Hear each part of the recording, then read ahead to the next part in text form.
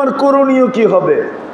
এই জন্যে আল্লাহ আল্লাহ রসুল একমত হয়ে বলতেছেন, মুসলমান সারা দুনিয়ার ভাবনা যেমনই হোক, তোমার ভাবনা দিনদারি হইতে হবে। সারা দুনিয়ার পরিবেশ যেমনই হোক, তোমার পরিবেশ দিনদারি হইতে হবে। তোমার ভাবনাও দিনদারি, তোমার পরিবেশও দিনদারি। যতক্ষণ পর্যন্ত তোমার এই দুটা এক হবে, ভাবনাও দিনদারি, পরিবেশও দিনদারি, কতদিন পর্যন্ত চলো তোমাদের কন্ট্রোলে, বায়ুও তোমাদের কন্ট্রোলে, সব তোমাদের কন্ট্রোলে চলবে। রব্বের কাবার পাশে কিতাবে লেখা আছে, আল্লাহ বলেন যে আমি দিনের বেলা বৃষ্টি পর্যন্ত দিব না, বৃষ্টি পর্যন্ত দিনের বেলা বৃষ্টি দিব না, যাতে তোমাদের কর্মে ব্যাঘাত না ঘটে। হাদিসের কিতাবে আছে দিনের বেলা আমরা বৃষ্টি দিব না, দিনের বেলা আমরা বৃষ্টি দেখাবো না, কেননা তোমাদের কর্মে ব্যাঘাত ঘটবে। আমরা বৃষ্টি রাত্রে দিব, যেন ঘুম মজায় হয়, সকালে কর্ম মজায় করতে পারো। আল্লাহ মুসলমানের সাথে ওয়াদা করছে, আমরা তোমাদেরকে আকাশের গর্জন দিনের বেলা শোনাবো না। হতে পারে তোমরা ভয় পাইতে পারো, আকাশ গর্জাবে, কিন্তু ঘুমের ঘোরে গর্জাবে, ঘুমের ঘোরে, রাতের অন্ধকারে গর্জাবে। যে সময় তোমরা ঘুমের ঘোরে থাকবে, আকাশের গর্জন শোনাবো না, দিনের বেলা বৃষ্টি দেখাবো না, মৌসুম তোমাদের বিরুদ্ধে নিব না। তোমরা যেমন মৌসুম চাবে এমন দিব, যেমন চাবে এমন মৌসুম আমরা তোমাদেরকে দিব। কিতাবে ওয়াদা আছে, ওয়াদা। কিন্তু দুটা জিনিস লাগবে, একটা ধারণা আমি মুসলমান, আমি সবার মতো ধারণা পোষণ করলে চলবে না, কেননা আমার ধারণারও হিসাব হবে। কোরআন এটাই বলে, ইন্না সামা ওয়াল বাসারা ওয়াল ফুআদা কুল্লু উলাইকা আনহা মাসউলা। আমার ধারণারও হিসাব হবে যে তোমার ধারণা কি ছিল। এই জন্যই আল্লাহ বুখারীতে বলছেন, হাদিসে কুদসি, ইমাম বুখারী নকল করছেন, আনা ইনদা যান্নি আবদি বি, আমি কিন্তু তোমাদের ধারণা অনুযায়ী ব্যবহার করি। তোমরা যেরকম ধারণা করবে আমার সাথে ওরকম ব্যবহার করব। আজকে মুসলমানের ধারণা ইসলামওয়ালা না, মুসলমানওয়ালা না, সবার ধারণা সারা দুনিয়ার যেরকম ধারণা আমাদেরও এরকমই ধারণা। বিদায় আল্লাহ বলেন তাইলে তোমরাও সইতে থাকো যেরকম ওরা সইব। এটাই তো আমি কাঁদি। আজকে যে সারা বাংলাদেশ চিৎকার দিতেছে গরম গরম গরম গরম গরম, এটা আপনার আমার হাতের কামাই। আল্লাহকে নারাজ করে ফেলছে মুসলমান। আমি তো বলি গরম দিতেছে, আমার কোনো অভিযোগ থাকবে না আল্লাহর বিরুদ্ধে। রব্বে কাবার কসম, এই মসজিদে বসা বলতেছি, গরমের জায়গায় যদি উপর থেকে আগুন নিক্ষেপ করে, তা আমি বলবো আল্লাহ তুমি সত্য করছো, কোনো অভিযোগ থাকবে না। আপনি বলবে কেন থাকবে না? বলেন, রমজানের শেষ দশকে মসজিদ ভরা ছিল না খালি ছিল? হ্যাঁ, উপচে পড়া ভিড় মসজিদে ছিল না বাজারে ছিল? হ্যাঁ, কোথায় ছিল উপচে পড়া ভিড়? মসজিদে তো খালি ছিল। আমার মনে হয় এই মসজিদও নিচতলা ভরে নাই শেষ দশকে, ঠিক না? সত্য তো? কয় পার্সেন্ট লোক নামাজ পড়ছে রমজানে? নারী পুরুষ নির্বিশেষে 30% পড়ছে কিনা সন্দেহ আছে। মাইনা নিলাম 30%, 70% মুসলমান নামাজ পড়ে নাই।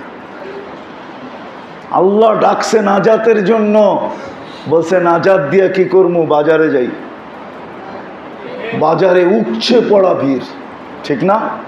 হ্যাঁ, 30% কিনতে গেছে আর 70% তামসা দেখতে গেছে।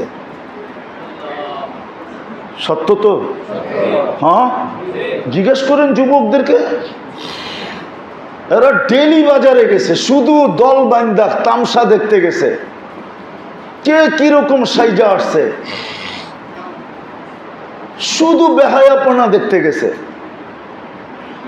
সেলসম্যানরা শেষ দশকে যতটুকু মজা নিছে, এতটুকু মজা সারা বৎসরে নিতে পারে নাই।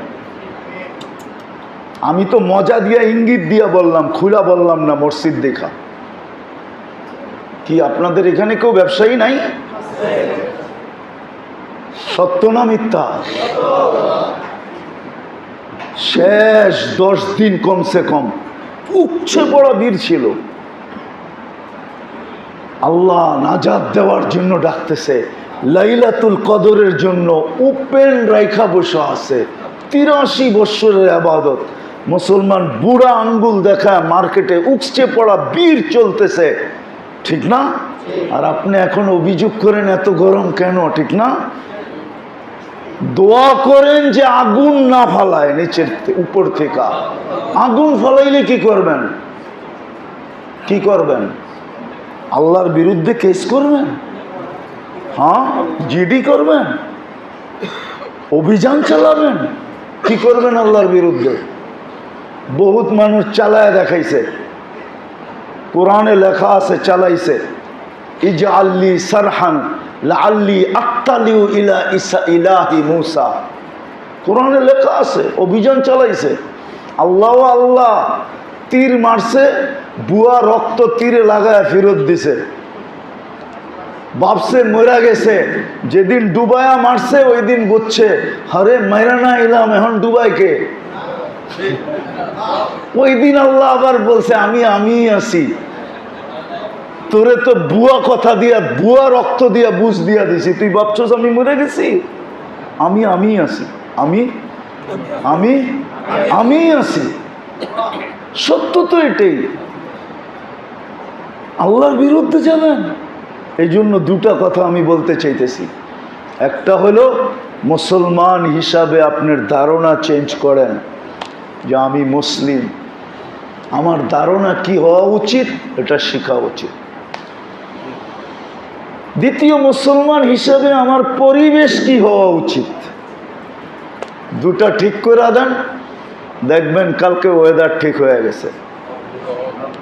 আল্লাহ কুদরত দিয়ে ঠিক করে দিবে। আল্লাহ কোরআনে বলেও দিছেন, লিউযীকাহুম বা'দাল্লাযী আমিলু লাআল্লাহুম ইয়ারজিউন। আমার উদ্দেশ্য ছিল তোমরা আমার দিকে ফিরে আসো।